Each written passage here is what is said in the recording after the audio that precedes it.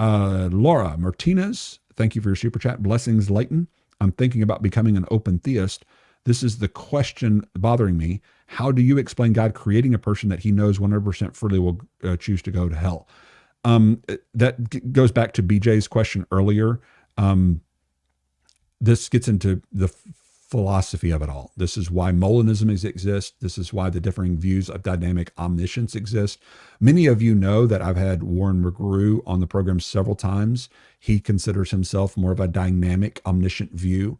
I've had others on the program that I've shared the stage with. I've platformed them as I've been accused. How dare you platform guys who believe differently than you do about those things? And some people have questioned why I'm willing to do that. Am I somehow affirming what they believe is true just because I have them on the program?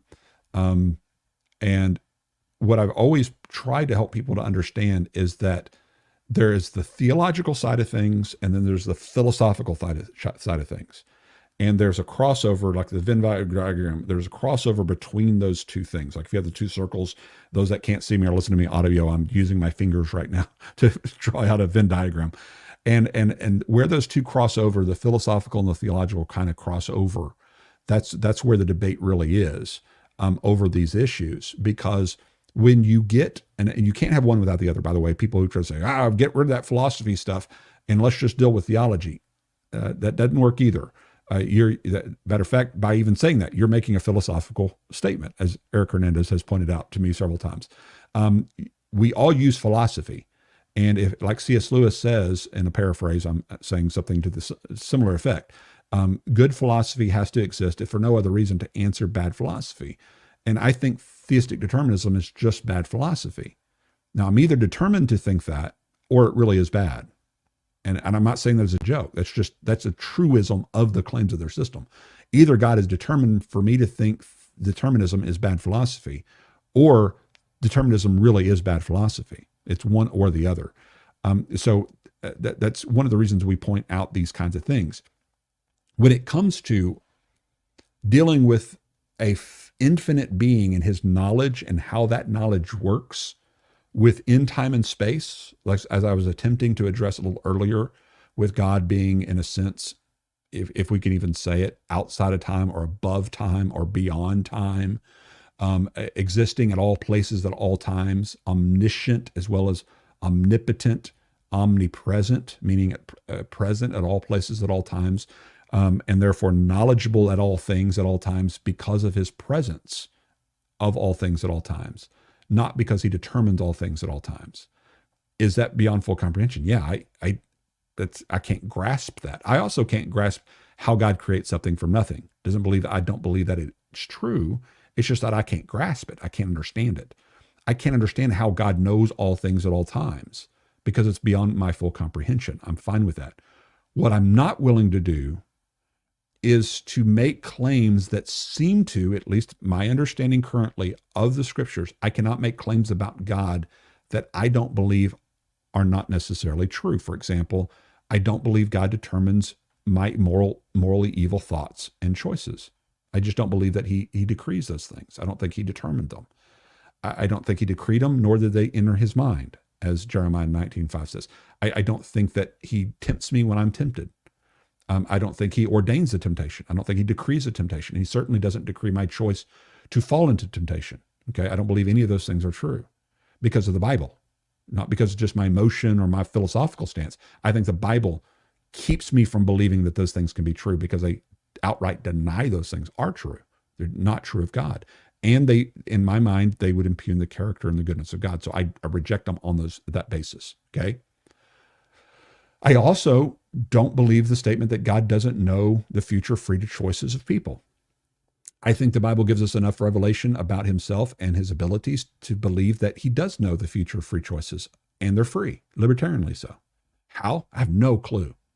I have no clue. How did Jesus know that Peter would deny him not once, not twice, but 3 times before a rooster crowed? No clue how he knew that. That's supernatural to me. I don't believe he determined him to do it in order to know it, but I do believe he knew it. How? I have no idea. I don't know, have to know how. I don't know, have to explain to people how God would know that. Okay. I refuse to draw the conclusion that because he knew it, therefore he must have been the determiner of it. Okay. Both Calvinists and, from my understanding of at least aspects of open theists, maybe not all open theists fall in this category, but some aspects of open theism fall in the category of basically affirming that if God knows it, he must have determined it. In other words, the modal fallacy that William Lane Craig, I think, rightly points out, the conflation between certainty and necessity. If he knows something with certainty, therefore it's necessitated by the one who knows it. And it couldn't be otherwise. And the argument, therefore, is that if God knows somebody will do something freely, then they can't do otherwise. Therefore, it's not freely known. It's not free because he knows it will happen. And that's a philosophical paradox. It's what Boethius was writing back in the 5th century on the consolation of philosophy. That's what his famous work was all about back in the day.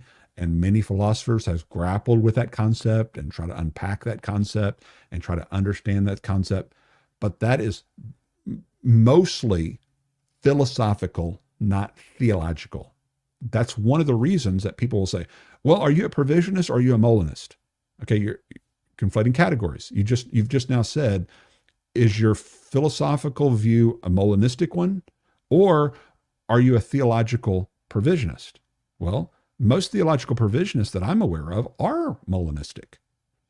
But there are some Calvinists who are Molinistic too. There can be a Calvinistic Molinist, because Calvinism is a soteriological systematic. Provisionism is a soteriological systematic. Molinism is a philosophical explanation of how divine knowledge works in time and space. Dynamic omniscience, or forms of open theism, which, by the way, they're not monolithic either.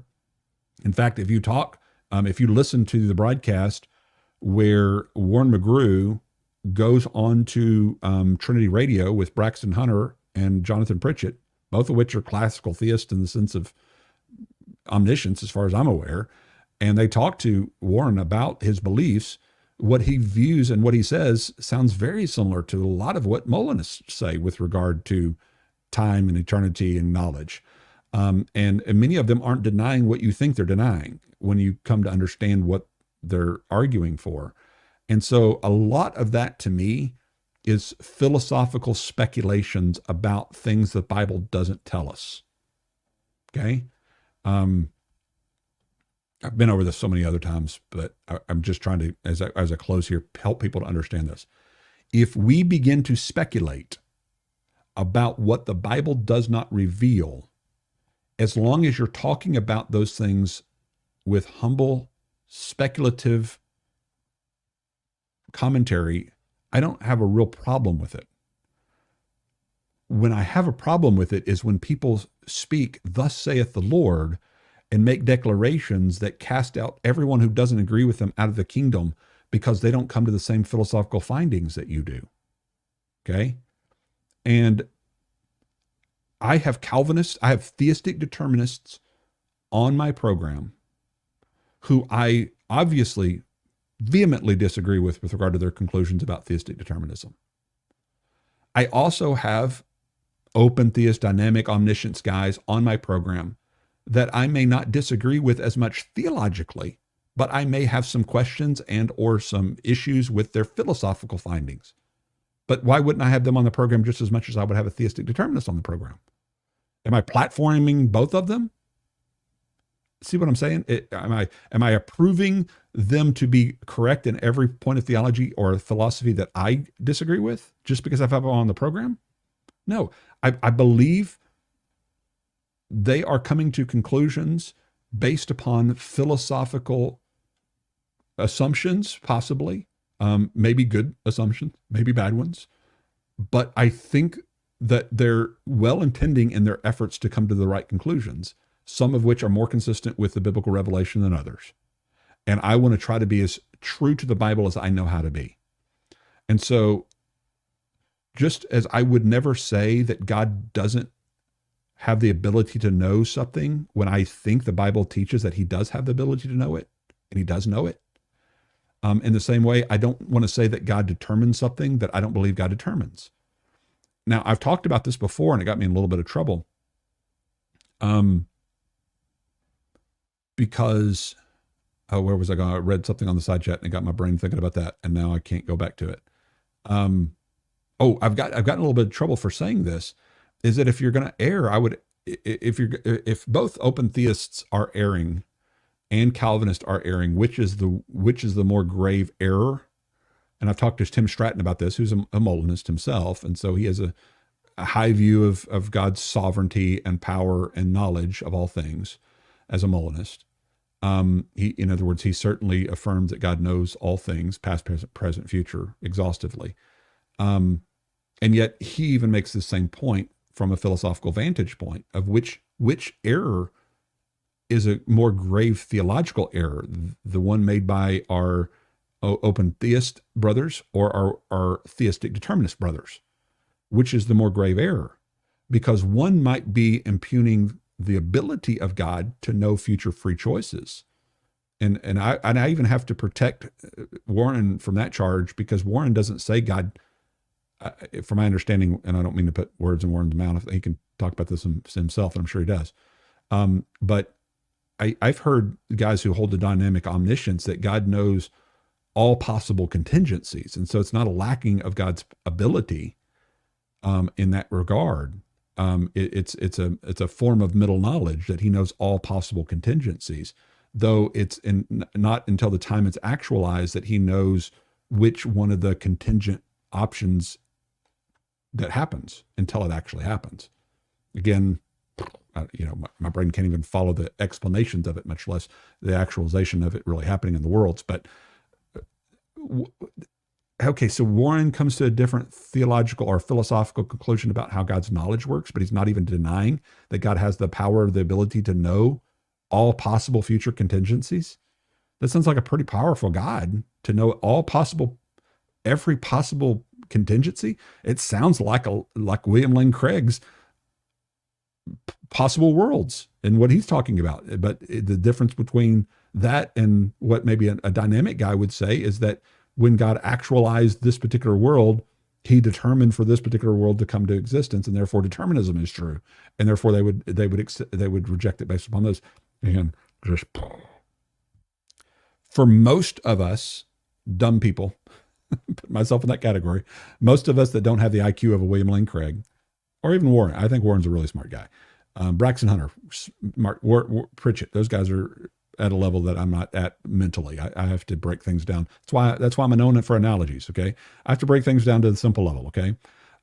For most of us, when we read the scriptures, the basic intuitive reading of the text can be taken, I think, at face value. And I don't think we have to have all of the philosophical T's crossed and I's dotted in order for us to believe the basic revelation of the text. In other words, you don't have to be a Molinist to read the Bible. You don't have to be an affirmer of dynamic omniscience to believe the Bible.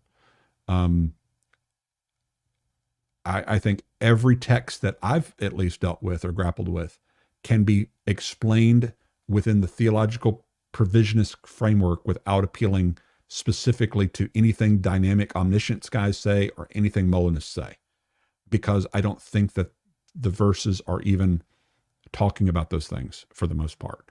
And this is one of the issues I've had, and I've told y'all before, that I've had issue with William Lane Craig, and it pains me to ever take issue with William Lane Craig because he's such a sharp guy, but he will often appeal to specifically a Molinistic concept or idea in order to answer a particular passage brought to him, and it's not necessary. And I've got examples of that, but that I've gone over in other times, but I'm not going to go through it now because we're almost at the 3-hour mark. And for goodness sake, my voice is tired.